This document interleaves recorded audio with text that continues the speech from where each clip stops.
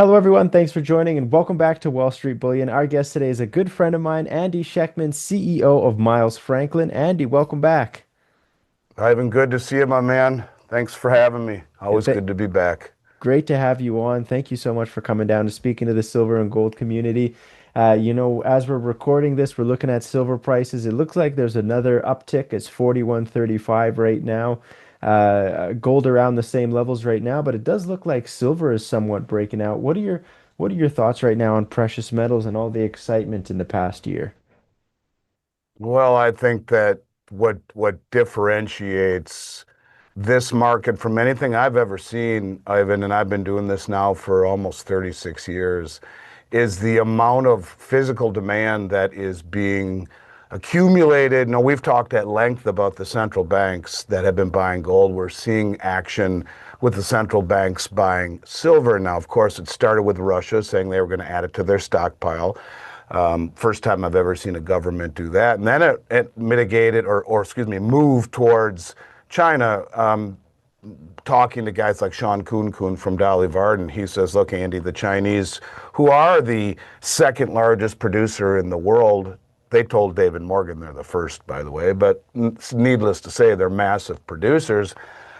Sean says they're flying all around Latin America, in particular places like Peru, even all the way up to Mexico, and pulling metal out of the ground before it's even called silver. They're buying doré, they're buying concentrate. They're paying double what the West will do to disintermediate the whole market, sending it back to China for refining. So you have the first or second largest producer in the world finds it significant enough to fly around the world and buy doré and concentrate right out of the ground from the miners, directly from the miners, and then sending it back to do so under the cover of anonymity, so to speak. No one really knows how much they're buying or what they're getting, but Sean can validate that is indeed what is happening.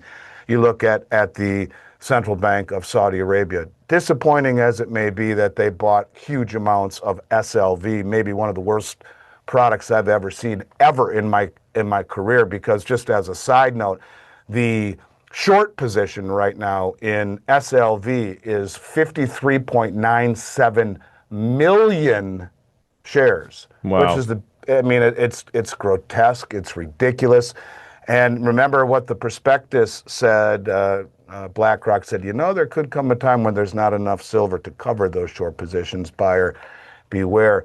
But the point is, we're seeing lots of silver that is being accumulated by the central banks. What is really different to me, as far as I'm concerned, is the amount of silver that is coming into the COMEX. And, last week I jotted down some numbers. In month to date in September, the number of contracts, and this was last week, I'm sure it's much more now, that stood for delivery was 10,599 contracts. Let's do the math real quick.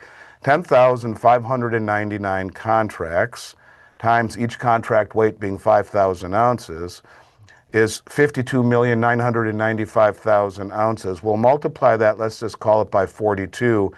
That's $2,225,790,000 worth of silver has come into COMEX in the first week or so of the month. And this is what we've seen over and over and over again.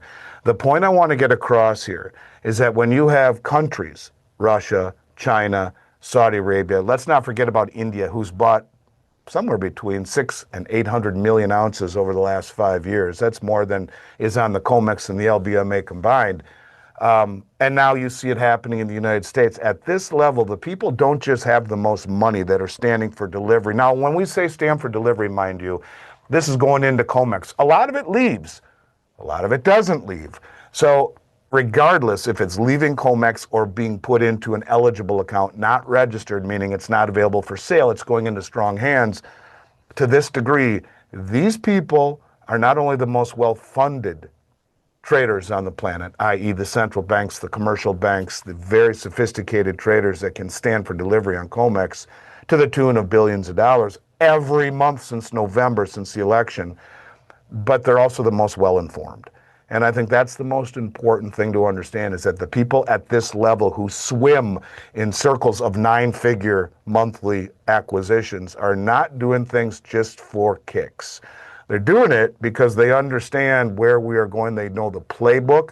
They are at the highest level of information. And that's what I take away from really where we're at this moment is that price is relevant, but price is a tool of misdirection, allowing the big money to position before all of the people that you and I call friends outside of what we do for a living talking about this stuff.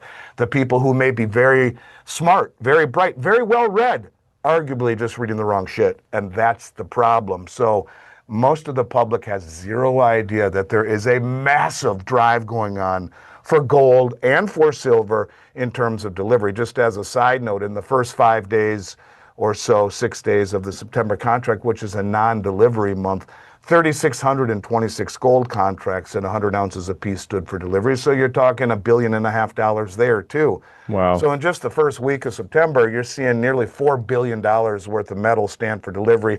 But this is what we've seen every single month. Now, we've always been an importer of silver, not always been, in fact, never, to my knowledge, been a net importer of gold. Both of them together signal a bigger move, a bigger trend, and that is that the smartest money in the world understands that there is a rush for physical acquisition of metal, bypassing the paper promises. So there you go. Crazy times, brother, and I think we're just beginning in silver. Hello, my silver and gold bugs. I just wanted to say thank you so much for watching the video. Hit the subscribe button, hit the like button, and also hit the notification bell so you don't miss any future uploads. Back to the Over. video. Andy, why do you think Saudi Arabia bought SLV, the paper version of silver, rather than getting the physical version? Are they just misinformed? Yeah, why do you think they're buying the The SLV? only the only saving grace is, and maybe I would like to think they're not misinformed. See, if you and I bought SLV, we can never take possession. They can, because Really? it's the amount that they purchased. You have to have a certain amount, and it's called a basket. If you are able to redeem a basket, which I don't know the exact amount, 20, 30, 40, $50 million worth, they can. So I'll give you an example. Kyle Bass, when he was running the fund for the Texas Teachers Union years ago, they bought, if I'm not mistaken, $1 billion worth of GLD. They stood for delivery. Saudi Arabia can do the same thing here. They do have the right to stand for delivery, and most of that metal, if I'm not mistaken, is held in the LBMA. So because they bought such a significant amount, they can stand for delivery. And maybe they had a reason behind doing that I'm not sure. For you and I, buying SLV is as dumb as a mud wall. Not only do you pay the capital gains for collectibles when you sell it, you can never take possession. It's custodied by JP Morgan and BlackRock. Of course, JP Morgan, as we have identified multiple times, paid the largest fine that the Justice Department had ever handed out at that point, $920 million or so, for manipulating the silver market. And, They don't I call it just think, manipulating. They call it spoofing, Andy. right. Well, and that was kind of, and the reason that I think that they got off so easily, I believe that this was done at the behest of the central bank, who gave them the green light to do this. And there are bigger reasons at play for holding down the monetary metals. Um, but that's for another discussion. Simply to say, it was far more. In fact, you could argue that it was far, far, far more than just spooking. It was manipulation, and it was at one point thought it would be RICO charges because, in essence, it's like the hitman kills someone. Well, they can go after the mob boss because the mob boss ordered it. Well, the point of it is that who up the chain of J.P. Morgan understood this? Is it just the head trader Michael Nowak, who was the sacrificial lamb that was put in jail for a couple of years, or I don't know. The point Right. of it is that this is something that you can only manipulate a market, Ivan, for an extended period of time by pushing it in the direction that it is going. And I've been doing this for almost 36 years. Most of the time, the world didn't want gold and silver. They wanted U.S. bonds and U.S. stocks and real estate. They wanted what was, when things got scary, everyone, there was a rush to the dollar. What is happening now is that the big money around the world has become motivated, coordinated, and sophisticated, and they understand what's happening. The big money around the world, largely being, when I say that, I'm talking the BRICS countries, in particular Russia, China, now Saudi Arabia, India. All of these countries understand, and they have been using the spoofing or the manipulation or the suppression of the metals market against us. In other words, hold the paper price down in the West and then go all around the world and drain the supplies, especially off of exchanges around the globe that don't affect the price. The price is set in the West, so if you smash the price down on paper here and then buy it up there, and there, boy, that works out well. And they're smart enough to see the big picture. That's what they're doing. And then they go as far, and just ask yourself, the second largest producer of silver in the world, the largest producer of gold, don't sell an ounce. They fly all over the world and buy gold and silver in doré, which is a crudely refined bar, in concentrate, which is a byproduct of it, right from the miners, which completely disintermediates the amount and disintermediates the market and the commercial banks. They're thinking 2 or 3 steps ahead. They're playing 3D chess. We're playing checkers. So I think that this is something that is being used against us without saying so. They get it. I'll evidence it this way. I've spent a lot of time talking about the BRICS, and the BRICS grain exchange is something that is under development. And I listened to an interview about the guy who's running it a year ago, and he said, we here in the BRICS produce and consume in the global south more wheat than they do in the West. Yet we have no control over its price because that is controlled on COMEX. But with the development of the BRICS grain exchange, that will change. Now, Wow. they understand what we're doing with the precious metals, with the base metals. All of the things that we have suppressed for various reasons are now being used against us. It's jiu-jitsu. The premise being you use your opponent's leverage against them. And this is exactly what's Absolutely. happening right now, man. Andy, Welcome now, to the Cayman Islands, a premier offshore jurisdiction where natural beauty meets financial stability. Here, your wealth is more than secure. It thrives in one of the most trusted and respected financial centers in the world. For over a decade, SWP has been the trusted choice for precious metal investors worldwide. Our purpose-built 6,000 square foot facility sets a new standard in precious metals storage. We are proud to be one of the only vault operators approved by the London Bullion Market Association. Beyond safeguarding your assets, we're committed to making a difference in our community by supporting local causes and events that reflect our values. As we continue to expand and innovate our services, we ensure that your wealth is safe and strategically positioned to shield you from the uncertainties that lie ahead. Strategic wealth preservation, trusted today and ready for tomorrow. Andy, now before you go, I really want people to connect with you.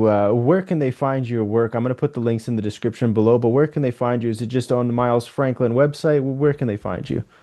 Yeah, the best way to get our price list that we update twice a week, that should be as good or better than anyone as is. Now, keep in mind, if someone were to get that price list and want to compare it with another company and find a better price, call us.